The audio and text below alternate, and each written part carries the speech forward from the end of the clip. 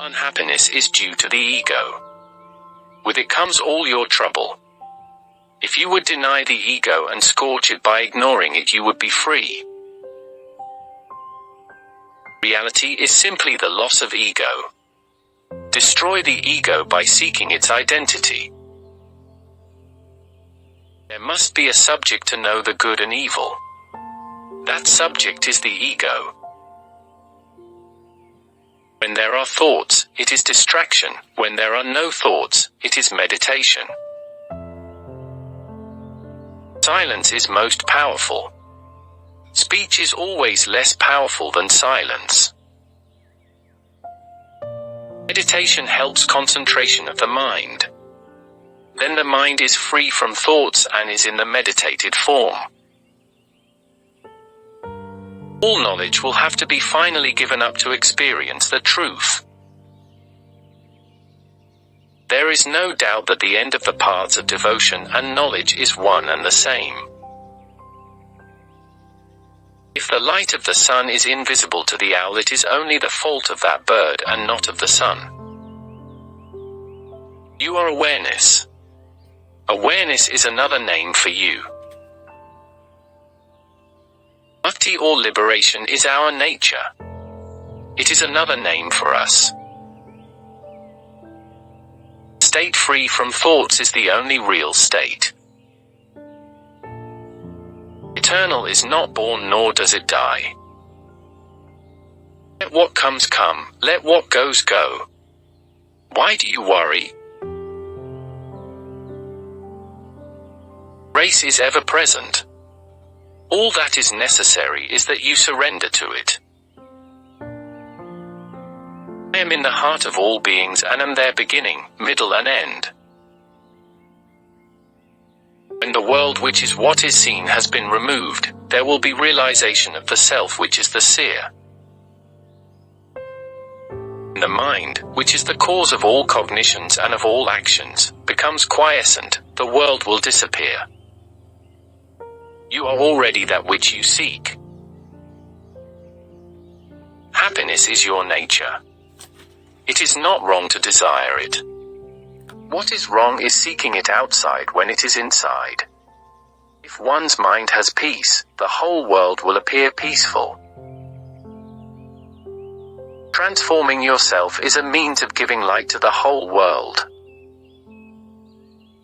The solution to your problem is to see who has it. Everyone knows I am. No one can deny his own being. Instead of indulging in mere speculation, devote yourself here and now to the search for the truth that is ever within you. Mind is consciousness which has put on limitations. In truth, you are spirit. The body has been projected by the mind, which itself originates from spirit. Turn your vision inward and the whole world will be full of Supreme Spirit. There is neither past nor future. There is only the present. But some of these rules and discipline are good for beginners. No one succeeds without effort. All these viewpoints are only to suit the capacity of the learner.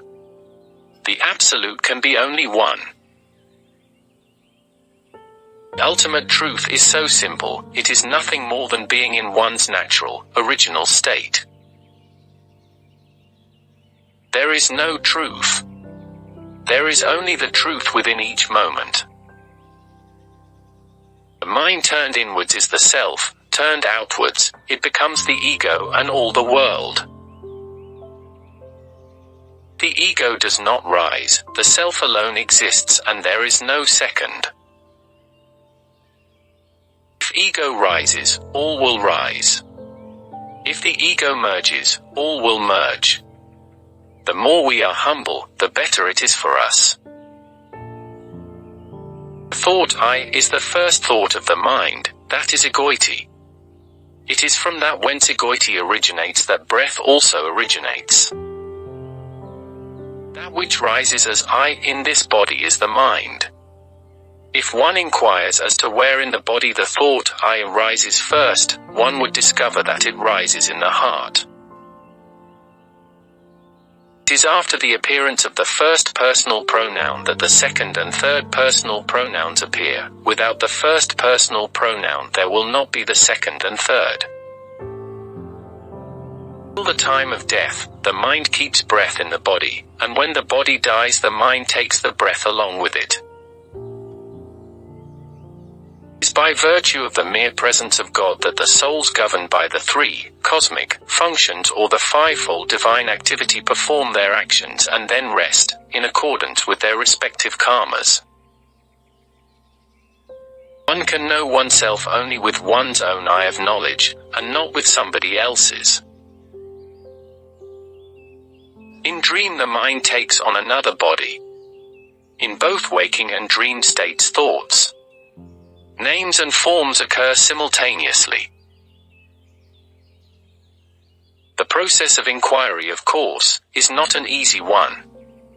As one inquires, who am I, other thoughts will arise. Not seeking what is other than the self is detachment or desirelessness, not leaving the self is wisdom. Correcting oneself is correcting the whole world.